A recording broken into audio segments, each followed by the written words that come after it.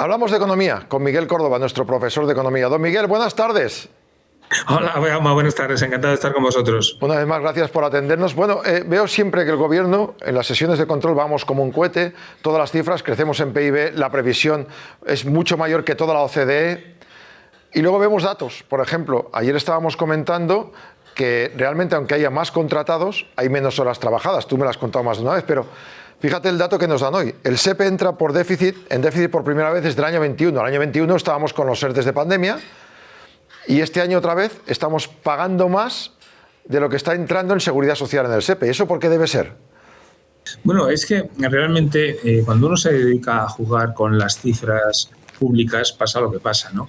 Recuerdo que hace 2 años se cesó al director del INE, probablemente porque dijo no estaba de acuerdo en algunos temas, ¿no?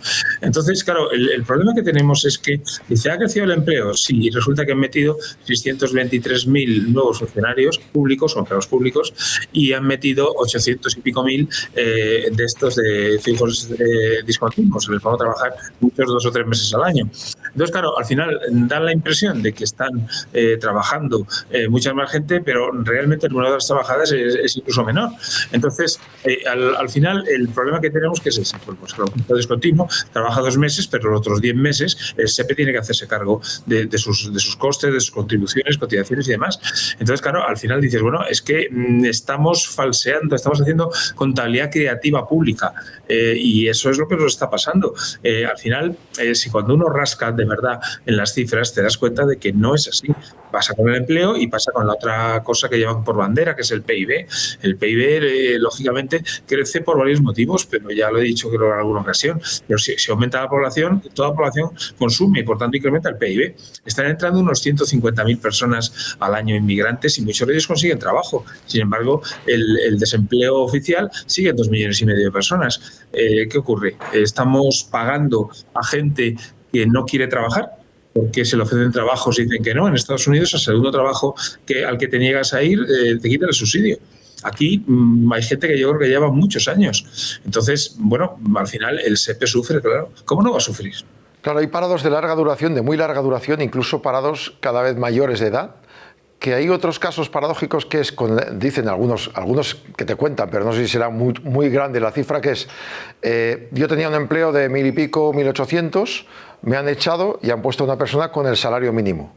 Y los que están como veteranos los mantienen con el salario mínimo, quitándoles el máximo de lo que pueden añadir de pluses, porque a partir de ahí ya los tienen que ir echando. Entonces, se van al paro personas que cobraban más, pero los que contratan cobran menos. Y son los que pagan el paro y las pensiones de jubilación, ¿no?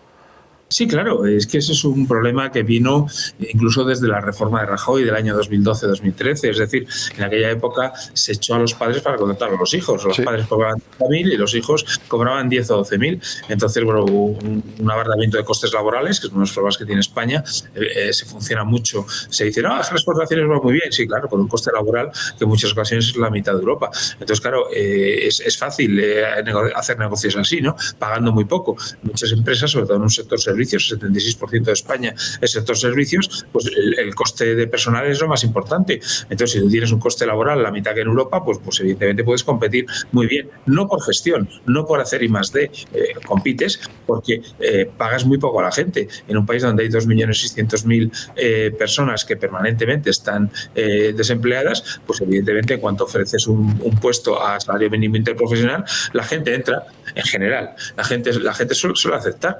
Entonces, claro, el problema está en eso. Si al final si no existiera esa oferta tremenda de empleo, pues lógicamente las empresas tendrían que competir por el talento y tendrían que pagar sueldos dignos a la gente. Mientras sigamos en esta situación, no es normal. Y bueno, evidentemente la ley de extranjería, que a lo mejor me quieres hablar luego de ella, pues hace que mucha gente, hace una atracción porque vienen aquí y lógicamente pues consiguen trabajo, porque ellos sí que están dispuestos a trabajar por el precio que sea. Entonces tenemos una especie de tormenta perfecta en temas de empleo, pero que afecta lógicamente a nuestras cuentas públicas. Fíjate, este miércoles en la sesión de control una diputada del PNV preguntaba a la vicepresidenta de Hacienda, María Jesús Montero, si no se podía corregir un problema que tienen los ayuntamientos. Dice, tenemos mucha fuerza laboral, limpieza de calles, o sea, son asalariados de sueldo mínimo. Entonces, al subir el salario mínimo, lo que están haciendo es encarecer todos esos productos, o sea, esos servicios que o paga el ayuntamiento o tienen que indemnizar a las concesionarias, porque de golpe y porrazo, si tienen una concesión a 3 años, como es todo fuerza laboral, tienen que aumentar un 20% el coste. Y la vicepresidenta ha salido por la tangente y ha dicho que cada uno que se busque la vida. Pero eso también es un roto para muchos municipios, sobre todo pequeños, ¿no? Sí, claro. Vamos a ver, es que eso es un problema que tenemos. Lógicamente, vamos a ver, el salario mínimo interprofesional tampoco es tanto dinero. Lo que pasa es que hay que ver para qué se utiliza. Yo, a lo mejor, esto no gusta que se le diga a la gente, pero si una persona está recibiendo de forma permanente una compensación económica, un salario, un seguro de desempleo, un subsidio y tal, bueno, yo es que creo que aunque solo sea por evitar la economía sumergida, pues una de las formas lógicas es que de forma excepcional unas cuantas horas a la semana, de forma 2 horas por la mañana un día, 3 horas por la tarde otro día, etcétera, que esa gente haga trabajos comunitarios, por ejemplo. Puedes quitar los rastrojos o las malas, digamos, la madera esta que cae en los montes y todo este tipo de cosas para evitar incendios. Puedes ayudar en algún momento determinado a las residencias de ancianos públicas a que, bueno, pues ayudar. Hay muchas formas de ayudar, no necesariamente tiene que ser solamente atender a los ancianos. Bueno, pues ese tipo de cosas, decir, mire usted, vale, de acuerdo, yo le estoy dando a usted, yo que sé, 800 euros todos los meses. Oiga, venga usted 15 horas al mes de forma discontinua y échenos una mano en los ayuntamientos. A mí me parece que es un comportamiento bastante cívico y bastante normal. Lo que pasa es que yo sepa, no lo hace nadie. No. Y desde luego muchos que cobran el paro igual es que no pueden ir. Y a mí me había pasado de ir gente al paro a decir, es que no puedo venir porque trabajo, pero si usted está en paro, ya, bueno, tengo mis cosas. Hablábamos antes del déficit, entre comillas, digamos, de la caja del SEPE. También está el déficit de la caja de la hucha de las pensiones. ¿Es peligroso, es pernicioso que el SEPE tenga menos dinero del que necesita cada mes, o al final sale todo al mismo sitio y la misma ayuda, el mismo préstamo al SEPE como el de la caja de las pensiones? Vamos a ver, si hacemos una especie de reordenación de las cuentas públicas, un poco en plan cuenta de gestión, nos damos cuenta de que prácticamente todo el follón que tenemos de déficit público viene de la seguridad social. Los últimos datos oficiales son del año 2023 y de los 56.000 millones que tuvimos de déficit público, prácticamente todo era seguridad social. Ojo, seguridad social la gente asocia con pensiones, hay que asociarlo también con sanidad, con otras muchas cosas, ¿no? Entonces, de esos 56.000 millones, lógicamente 25.000 son pensiones, pero también otra parte es evidente que son todos estos temas de desempleo, de ayudas y demás, ¿no? Entonces, claro, el problema que tenemos es que esto puede ir incrementándose continuamente. Lo del SEPE es una simple señal de aviso, porque el SEPE a nivel cuantitativo no es tan importante en las cuentas públicas. Lo más importante son las pensiones, obviamente, ¿no? Y las pensiones estamos ahora en unos 25 a 30.000 millones de agujero permanente ya todos los años, sí. Y si vemos la pirámide demográfica, de aquí a 10 años se va a multiplicar por 5 ese agujero. ¿Y eso dónde sale ese dinero? Bueno, eso sale de emitir deuda pública que pagarían nuestros nietos ya. Los hijos ya están perdidos, ya serían los nietos. Madre mía. Otro asunto para combatir el dinero negro, han exigido a los autónomos desde ya que hagamos las facturas, digamos, la factura electrónica, que lleva más complicación, te lleva al final a contratar un servicio de gestoría, al final tienes que gastar un dinero, que eso mueve dinero, claro, pero es una complicación más solo para controlar las facturas. Y han dicho que, por ejemplo, bares, restaurantes, peluquerías, la gente de colmados que vendan menos de 400 euros por persona, en esas ventas no tendrán que hacer factura electrónica. ¿Volveremos otra vez al mismo lío? De que habrá una gente que tendrás que escaquearse de alguna forma o trocear facturas. ¿Tú ves la pillería en España o no? Bueno, yo lo que veo es que muchas veces los burócratas, la mayor parte de los que hay gente que tenemos por ahí legislando, son funcionarios y abogados, no han trabajado en su vida en una empresa. No saben lo que es, sencillamente no saben lo que es. Entonces, claro, a mí todas estas burocracias me parecen ridículas. Por ejemplo, creo que fue en el año 2013, sacaron como una disposición final en otra ley que no tenía nada que ver, algo de que todo el mundo tenía que llevar la contabilidad de forma electrónica. Sí. Vamos a ver, un Contaplus te cuesta 5.000 euros al año. Las empresitas pequeñitas, los autónomos que cobran muy poquito, eso significa que no ganan ese dinero al año. O sea, es decir, tú no puedes hacer leyes generales para todo el mundo. Es cierto que esta la han hecho para más de 6 millones de euros de facturación, con lo cual, bueno, vale, por lo menos tal, ¿no? Pero, sin embargo, hay otras leyes que, por ejemplo, hicieron hace 20 o 30 años, la del registro mercantil. En España hay unos 3.400.000 empresas. Obligan a todas a hacer una memoria. Entonces, vamos a ver, mire usted, esas memorias, que cuestan dinero, claro, esas memorias al final, yo conozco a mucha gente y la gente lo que hace es poner el mismo texto año tras año y cambia únicamente por la cifra de resultados y ya está, ¿no? Es una burocracia absoluta. Solamente hay unas 50.000 empresas en España que deberían hacer ese tipo de memoria. Y cuando las consultas, sabes que yo hago informes periciales para juicios y demás, cuando consultas esas memorias de las que realmente los tienen que hacer, te das cuenta de que no informan. O sea, de que muchas incluso no dicen ni qué bancos les financian, ni qué entidades. O sea, son memorias hechas a propósito que los registradores registran, pero que luego no te dan la información que tú estás buscando. O sea, que nadie sabe, la información que se busca en esos informes nunca aparece. Nadie se lo lee, entonces, en la administración pública. Exactamente, pero le das trabajo a los registradores para 3.400.000 memorias. Entonces, claro, es una situación en la que en este país, cada vez que surge algún problema o lo que sea, automáticamente todos por lo mismo. Les metes un montón de papelotes, mucha burocracia, que es algo de lo que ahora mismo ha salido estos últimos meses, ¿no? De que Europa está hiperregulada. Sí. Y no puede ser, porque el que quiere hacer trampas las va a seguir haciendo. Y lo que no puedes hacer a toda la población es hacer muchísimo trabajo burocrático y encima pagarlo, porque todo cuesta, ¿eh? Te tasas, te cobran por todo. Es que estamos hablando de más de 1.000, me parece más de 1.000 normas nuevas cada año que salen por aquí, por Europa. Claro, un americano, un chino, un africano que se quiera establecer con una empresa en España, primero las tasas de cada comunidad distintas y luego todas esas normativas. Si tú ves que el negocio va a ser regulero, te puedes ir a otro país, ¿no? Claro, y de hecho lo hacen. Ese es el tema, ¿no? Que, claro, hay un problema que tenemos es que al final te ponen tantos follones, tantos líos, tantas cortapisas, que es que no tienes para adelante. Es un error, pero el problema es, de verdad, estamos gobernados y legislados por abogados y funcionarios.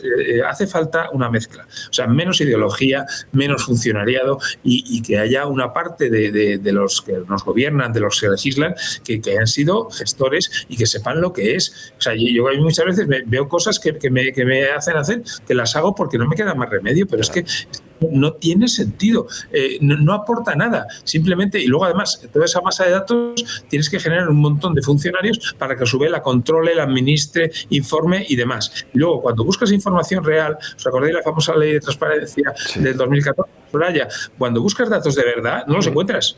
Es triste. Los esconden, claro. Es más, los mismos políticos son los que en la ley de transparencia intentan maquillar los datos de alguna forma, haciendo transferencias de una parte de la familia a otra. Es decir, echa la ley, echa la trampa y vosotros que tenéis que estar en medio, entre la sociedad civil que paga facturas y los temas judiciales, debéis ir locos. Yo estoy absolutamente loco. Ahora mismo que estoy escribiendo un libro, buscando datos, sobre todo por el tema de vivienda. No te puedes imaginar lo difícil que es encontrar datos y lo aleatorios que son, la falta de fuentes oficiales reales. A la hora de comparar con Europa, no tienen nada que ver. Los famosos temas de armonización en Europa, que parecemos 27 países diferentes, pero además muy diferentes en todo, ¿no? Entonces, realmente yo creo que nos lo tenemos que pensar. Lo que es la Unión Europea no la tenemos que pensar un poco entre todos, porque no es triste como estamos. Hemos estado muchos años hablando, bueno, muchos años, como mínimo 2 años, vendiendo energía a Francia. Decían que había picos de energía, sobre todo la que producimos con solar y eólica, entonces esos picos se mandaban a Francia. Este mes es el primero, este año de hecho en el 25 ya está ocurriendo por segunda vez, primero que ha habido parones a las grandes empresas de gran consumo con indemnización porque no había ese momento el pico necesario, y segundo, estamos comprando nuclear a Francia. La misma vicepresidenta que nos propuso, bueno, que dejó ordenado cerrar las nucleares, es la que está en Bruselas de vicepresidenta abriendo nucleares. ¿Qué podemos hacer? ¿Cerrar las nucleares? ¿Comprar a Francia nuclear? ¿Qué debemos hacer? Pues primero ser lógicos y ser razonables. La energía nuclear es una energía limpia y barata. Entonces, en el año 82, el PSOE lo llevaba como pantalla y dije, es que vamos a cerrar las nucleares. Bueno, a bloquearlas, cerraron alguna estaba casi hecha, como el Moniz, etcétera, y tuvieron que hacer una moratoria nuclear emitiendo bonos de titulización que le hemos pagado en nuestra factura de la luz durante 20 años. Aquello fue una cagada, si me permitís la expresión. Sí. O sea, aquello no tenía ningún sentido que se hubiera hecho así. Sin embargo, Francia tiene 56 reactores nucleares cada vez más modernos, porque es cierto que los reactores nucleares no son como los que tenemos aquí en Almaraz y compañía. Los reactores nucleares franceses son muy modernos, muy pequeños, funcionan de maravilla, son hiperseguros y al final, claro, resulta que Francia tiene una energía muy barata y encima no la vende. Y si hubiera, que no lo va a haber, hubiera algún desastre de estos nuclear tipo Chernóbil, entonces la nube radiactiva desde Francia nos llegaba a España seguro, sí o sí. Tenemos todos los riesgos y encima tenemos que estar pagando una energía cara y por una cuestión meramente ideológica. Y aquí yo le echo sobre todo la culpa también al Partido Popular. El Partido Popular lo que no puede hacer comprar el planteamiento socialista y no tocarlo. Entonces, eso es que no tiene ningún sentido. O sea, yo creo que hay que hacer un mix. Mira, esto es una cuestión de que técnicos se pongan de acuerdo. Para mí un mix adecuado, que obviamente yo apuesto por las renovables, pero no siempre hay sol y no siempre hay viento. Por tanto, hace falta las centrales de ciclo combinado, hace falta gas. Y luego, lógicamente, pues hay que combinar también con nuclear. Si en nuclear ponemos un 10 o un 15%, en el ciclo combinado ponemos un 20 y algo, en hidroeléctrica un 10, un 15 y en 50, si quieres, o todo lo que se pueda en renovables, pues es un mix adecuado. Asumirlo dentro de unas negociaciones entre todos los partidos políticos y ya está. Pero eso de nuclear no. Desde el año 82 han pasado 43 años y seguimos con nucleares y encima son viejas. Es que de verdad, yo no sé de qué van los gobernantes que tenemos. Son ilógicos, son incoherentes. Sí, la verdad es que sí, porque esto dicen muchos que va a haber más demanda energética. A ver, estamos utilizando datos, megas, gigas para muchas cosas y todo esto es más energía que se necesita. Y tanto red eléctrica tiene que reforzarse como también la posibilidad de generar más energía en España, no depender tanto del extranjero. Eso es importantísimo, ¿no? Sí, es importantísimo y sobre todo en un país que tenemos el déficit que tenemos, porque lógicamente si podemos producir nuestra propia energía nos abarata absolutamente la factura. Tenemos 60.000 millones de euros de déficit público ya, ojo, reconocido por el Estado, ya veremos a cómo llega. Y además que se ha quedado para siempre, llevamos 18 años siendo el peor país de Europa en términos de déficit público. Pues hombre, yo creo que lo que habría que darle es una vuelta a lo que podemos producir, lo que podemos hacer y no dedicarnos solamente a lo que llamamos la cultura del ladrillo y la cerveza de cara a los guiris. Es que yo sinceramente eso hay que aprovecharlo, pues sí, oye, mira, tenemos esta ventaja y ya está, pero tendríamos que intentar hacer otras cosas, sobre todo en el tema industrial, en el tema energético, en el tema tecnológico, y yo sinceramente llevamos ya 4 años o 5 de los PERTES y yo sinceramente no veo que eso haya ido por esa vía, ¿no? Creo que seguimos siendo los mismos. Desde luego que sí. Bueno, a ver si vamos corrigiendo cosas y las vamos contando aquí. Miguel Córdoba, gracias y hasta la semana que viene. Encantado de estar con vosotros. Muy buenas tardes.